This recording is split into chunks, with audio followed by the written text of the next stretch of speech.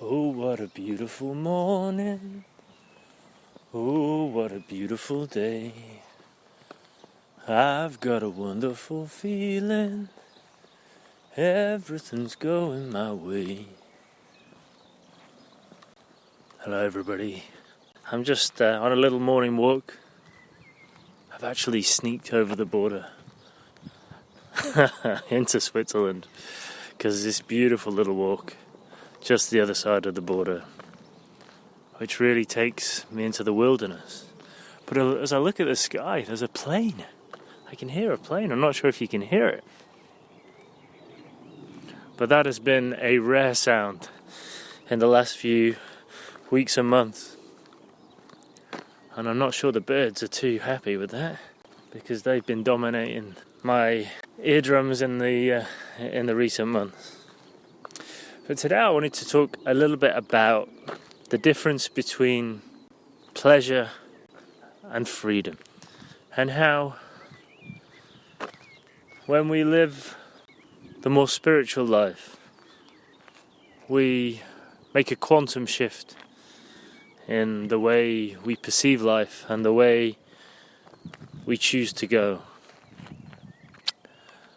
And while most people in our lives, we look around at them and they live, well, let's just say, without casting an eye on the future, which you could say is a beautiful thing. They're filling their bodies with all the things they love: food, alcohol, cigarettes, drugs.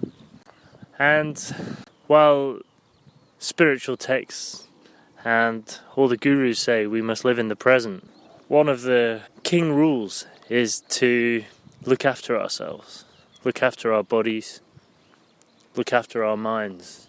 And the problem with filling yourself with all these so-called luxuries is that there is great consequence to them. And often they take us away from being able to be present. So while we might be eating a very unhealthy meal, which is very tasty, perhaps, or we might be drinking half a bottle of vodka, which gives us that kind of short-term high, very short-term high, we essentially know that we're poisoning our bodies with this unhealthy food, this lack of nutrition, this escapist drink, which, well, even I'll admit, I have a dairy-free, gluten-free diet now, but perhaps the thing I miss more than anything is just going for a couple of drinks of beer, a couple of pints by a winter fire in my local pub, because it warmed my heart, or at least it felt like it did. We call it, where I'm from, a loosener, something where it just relaxes you a little bit, helps you get the stress away. And I think there's a degree of truth about that. I actually think a small amount of alcohol is not such a bad thing. Drink responsibly and drink with people you love. I also think every now and again it's not so bad to have a meal which, well, ticks all the old boxes.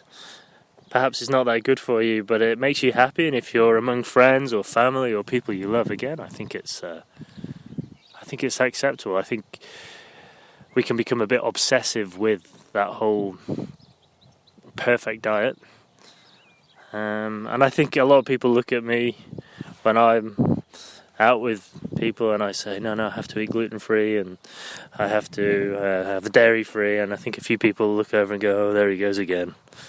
Mr. Gluten-free, dairy-free, Mr. Perfect.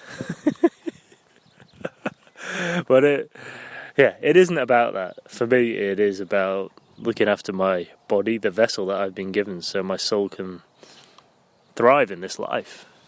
That's the way I see it. But whereas at the beginning I was almost obsessive about it,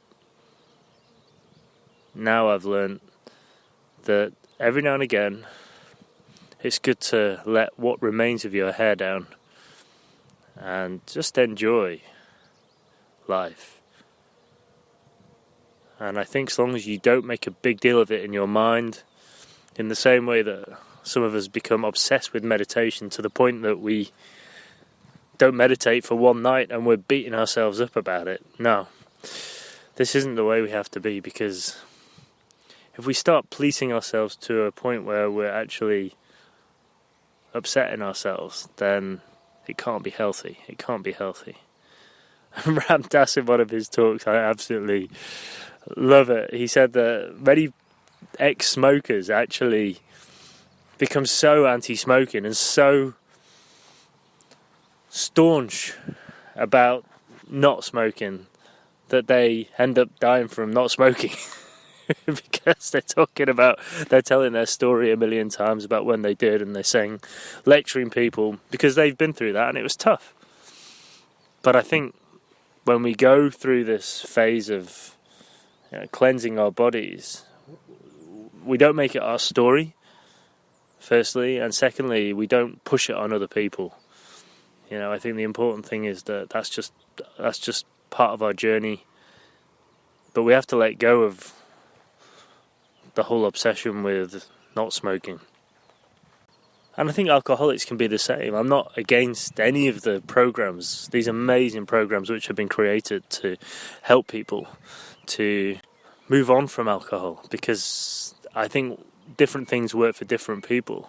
But I think sometimes it goes too far, especially if you're embarking on a spiritual journey afterwards, which people often do, because once they drop their addictions, they suddenly start seeing a lot more clearly. So essentially, if we choose to live a life of pleasure, when we drink all we need to drink, eat all we need to eat, smoke all we need to smoke, take all the drugs we need to take, there is short-term beauty in that, and I'm not saying that isn't the way to live life, and probably 98% of people on this planet live life like that. But if you live a life of love, if you decide to take that more spiritual path, then suddenly your whole perspective shifts and you want to live a life of freedom. You don't want to have any limits. You don't want an addiction to inhibit you in any way, shape or form. And you don't want anything to control you. And so this desire, or this life of freedom, becomes the only path you can take. And it's a beautiful, beautiful path, because suddenly you're open-minded about everything. You don't judge anyone. You become yourself. And the only problems that stand in your way in this life of freedom are if you start questioning it and you have moments where you are unconscious. Because suddenly, if you're unconscious, you start worrying about all the serpent elements of life. You start living from those lower chakras. You start thinking, oh, but I've left this job, and it's easy to think that the provider is the employer, but it's not. Whether it comes from money, when it comes to happiness, when it comes to love, all these things are created for us by spirit. And if you can stay in that mindset or in that heart set, then wow, suddenly everything comes from spirit. You know that, you can completely trust. So if there's something you don't believe in, something you see trying to control you, you can step out of it immediately. And you have this far more beautiful, far richer life. And I'm not talking financially necessarily, but probably, yes, further down the line that will come. But this life of freedom sets us on this beautiful path for the universe to allow lots of different things to happen, because anything which limits you, anything when you're living a life where certain things have to be like this, and if that job isn't like that, or if my day isn't like that, then I won't be happy because that's the way I've always known it. If you do that, you're putting major roadblocks on your road to freedom. And you don't want to put any roadblocks, because basically, if you just leave the whole road open, the whole journey open, the fields, the roads, any direction, then the universe can put little beautiful things along the way for you, and even allow you to step into that true destiny, that true journey that was always planned for you. I talked a bit the other day about how if you let go of everything, then everything can come to you. And it's so, so true. Because, I'm about to get attacked by a dog. Oh, hello. Hello. Hello, beautiful dog. Oh, there's two of you. Hello. Hello. Good morning. Hello. How are you? Hello. Hello.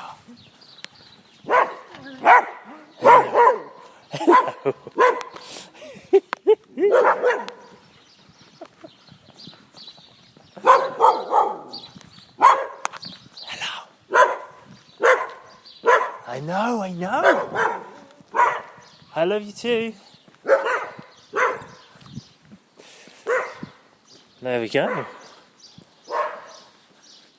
Two beautiful dogs saying good morning to me. Fantastic. Where was I? I think those dogs live for the moment. I don't know about you. Aren't dogs amazing? Aren't they amazing? Yes, so the difference between being high and being free. Well, I believe all of you are on that route to freedom. And yeah, if you don't put any roadblocks in, if you don't let the world control you, if you don't have this set agenda in your head which says, has to be like this, has to be like this, has to be like this, that you've got to find what you have to do. Of course, we all have a reason we're here, but I really believe that this will come to us anyway, naturally, if we just let go of all these roadblocks and we let go with this obsession with finding what we're here for, because otherwise you go through your whole life and you never quite find that thing. But the truth is, you are that thing just by being alive. And the universe isn't here to make our life difficult and to make it difficult to find out what we're truly here for. The universe wants to give it us.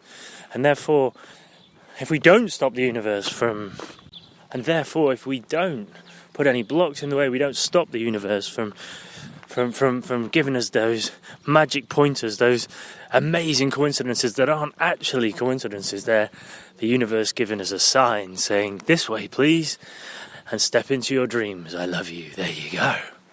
Then voila. So, let's go on a journey to freedom. Let's not go on a journey to get high in the short term. Let's not go on a journey where we let something else control us. Let's not just live our life for the small pleasures, the human pleasures. Life is about getting high on a spiritual journey. It's about finding our freedom, or giving our souls and our lives the freedom it needs to have these epiphanies, to thrive, to live in the present, to live a life of joy. And it's as simple as that. ABC, 1, 2, 3. Wow. Well, I'm a little bit shocked as I've done this walk, how many cars I've seen in Switzerland. I know Switzerland wasn't as strong on lockdown, but I've seen so many cars in the last few minutes, and I can hear another plane, and I'm thinking, oh my goodness, are we stepping back into the real world? I kind of quite like lockdown, and I think the birds did too, and nature, and the trees. Incredible. Well, on this beautiful June day, I say farewell, and I thank you for being part of the Sacred Pause, and I encourage you to set yourself free. As I walk past a little water fountain, I'll say thank you, thank you, thank you. I love you. Bye for now.